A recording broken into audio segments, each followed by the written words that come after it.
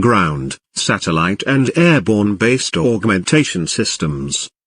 Global Navigation Satellite System, GNSS, refers to a constellation of satellites providing signals from space that transmit positioning and timing data to GNSS receivers.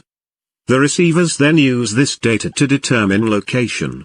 By definition, GNSS provides global coverage. Examples of GNSS include Europe's Galileo, the USA's Navstar Global Positioning System, GBAS, Russia's Global Navigation Sputnik Aviasystema, GLONASS, and China's Beidou Navigation Satellite System. This performance can be improved by regional satellite-based augmentation systems, SBAS, such as the European Geostationary Navigation Overlay Service, EGNOS. EGNOS improves the accuracy and reliability of GPS information by correcting signal measurement errors and by providing information about the integrity of its signals. Global Navigation Satellite System, GNSS, performance augmentation strategies have been developed to improve the required navigation performance, RNP, including aircraft-based augmentation system, ABAS, ground-based augmentation system, GBAS, and space-based augmentation system, SBAS. These three systems address all four key aspects of GNSS performance augmentation, namely, accuracy, integrity, availability and continuity. RNP, Required Navigation Performance, takes advantage of the aircraft's satellite navigation capability to adhere to a prescribed trajectory with high accuracy. A special design feature is the radius to fix, in short RF. A radius to fix leg in a procedure ensures that between two given waypoints, the aircraft flies an arc of a circle, which is defined in its navigation database. With a traditional polygonal procedure design, it can be observed that trajectories flown vary significantly, typically influenced by the aircraft's speed, weight, and its flight guidance system. On the contrary, a design including RF legs enables all aircraft to be maintained within a prescribed corridor and to minimize the spread of trajectories, especially in turns. RNP to XLS combines this enhanced lateral navigation with any landing system, either the conventional instrument landing system, or the ground-based augmentation landing system, or the space-based augmentation landing system, which doesn't require specific ground infrastructure. The ground-based augmentation system, GBAS, augments GPS to provide precise navigation service for an airport and surrounding airspace using a very high-frequency, VHF, data link. GBAS supports navigation and precision approach operations within 23 nautical miles from the GBAS reference point, typically located on the airport within 3 nautical miles of all supported runways, resulting in approach guidance within 20 nautical miles of runway thresholds. The US version of GBAS was initially referred to as the Local Area Augmentation System. Benefits of GBAS: a single system is able to support multiple runways, approaches at the installed airport. The individual procedures are published as GBAS Landing System GLS approaches. Each approach has a unique channel number identifier. GBAS sighting eliminates critical areas which impede aircraft, equipment movement around an instrumented airfield. This can improve airport capacity during low visibility conditions. Demonstrated accuracy of GBAS is less than 1 meter in both vertical and horizontal directions. GBAS uses less radio frequency spectrum, with a single frequency supporting all system approaches. GBAS is able to support use of displaced threshold sand, or variable glide slopes. GBAS is the only feasible satellite-based navigation capability for Category 2, 3 precision approach operations to permit low visibility operations to touch down and roll out. Demand for air travel has led airports to continually invest in new capacity. On the whole, this has led to fewer delays and less disruption to travellers, except in poor weather. When visibility is reduced, pilots need additional guidance to help them land. For over 50 years, this guidance has been provided by the Instrument Landing System, or ILS. But the need to protect the ILS signal decreases runway throughput, which makes it difficult for airlines to keep to their schedules. A new landing system has been developed to address this issue, the Ground-Based Augmentation System, or GBAS. GBAS broadcasts a correction signal that makes the aircraft's navigation system accurate enough to land automatically in poor visibility. Because the GBAS signal does not need protecting in the same way as ILS, there are fewer constraints near the runway, which helps increase the runway throughput. GBAS is a cost-effective replacement for ILS, as it can be provided to an entire airfield with one single ground station. It also has many operational advantages. With GBAS, aircraft can be guided from different approach directions, different angles, and even curved approaches to different touchdown points on the runway. This flexibility can increase runway capacity in all conditions. GBAS is already in operation for what is known as Category 1 visibility. Eurocontrol has long been involved in the development of GBAS, most recently within the CESAR program, in collaboration with major industry and airport partners. Together with our partners, we have developed an operational concept for GBAS that will greatly improve runway throughput in low visibility. We are also developing standards for the more demanding visibility conditions, known as Categories 2 and 3, which are expected to be certified for use in 2018. In time, Category 3 GBAS operations will enable a fully automated landing and rollout at airports worldwide.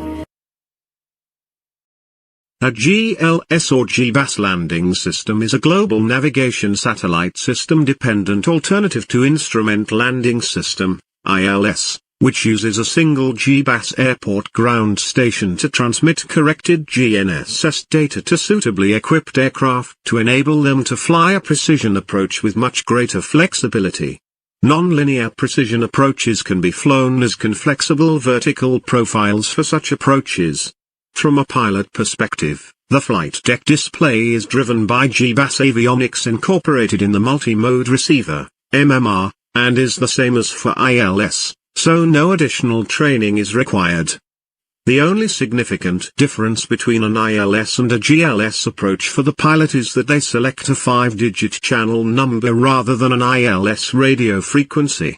Pilot confirmation that the correct GLS procedure has been loaded is achieved by cross-checking the charted reference path indicator, RPI, or approach ID with the flight deck displayed RPI or, in some cases, audio identification of the RPI by Morse code.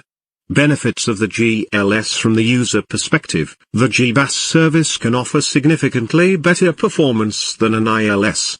The guidance signal has much less noise because there are no beam bends caused by reflective interference from buildings and vehicles. However, the real value of the GLS is the promise of additional or improved capabilities that the ILS cannot provide. For example, the GLS can provide approach and takeoff guidance service to multiple runways through a single GBAS facility. Optimize runway use by reducing the size of critical protection areas for approach and takeoff operations compared with those needed for ILS. Provide more flexible taxiway or hold line placement choices. Simplify runway protection constraints. Provide more efficient airplane separation or spacing standards for air traffic service provision. Provide takeoff and departure guidance with a single GBAS facility. The civil aviation community and the International Civil Aviation Organization have actively promoted the use of global navigation satellite systems. A wide array of applications have already demonstrated the enormous benefits to be gained from on-board GPS receivers, including safety enhancements. For precision approaches, however, standard GPS information alone does not offer the required quality level.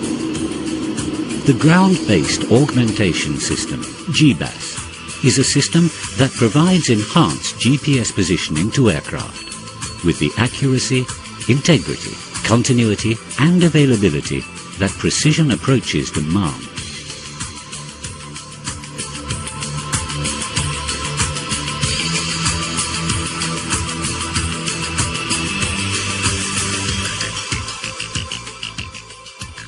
The GBAS principle relies on differential corrections of the GPS signal.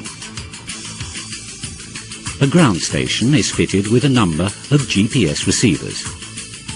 Given the pinpointed position of the receivers, errors in the received signal can be measured and corrections calculated. Together with final approach information, these corrections are transmitted to the aircraft via VHF data broadcast. The aircraft thus benefits from accurate lateral and vertical positioning, enabling precision approach and landing operations. Why is GLS or differential GPS such a good system? It allows to fly very accurately approaches towards airfields or towards runways, but with a ground installation which is by far simpler, by far cheaper, and by far more flexible than the ILS. The ILS is a fantastic system, but the ILS, I mean, for each runway, you need to have antennas, you need to have calibration exercises every year, etc., etc.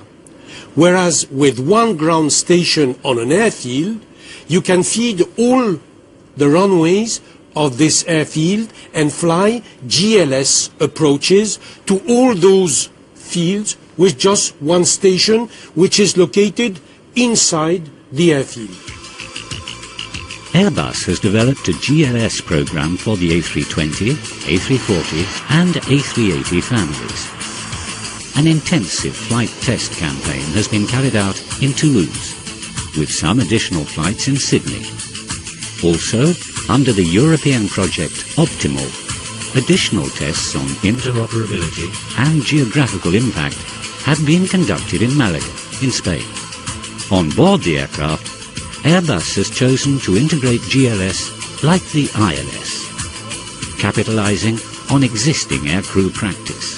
The procedure, the displays and the warnings are all the same as for ILS, keeping GLS training to a minimum. You fly it the same, you have the same signals, you have the same information. Instead of reading ILS here, you read GLS here. Instead of having here a frequency, you read what we call a channel. But for the rest, it's exactly the same thing. You fly it exactly the same way. Exactly the same way.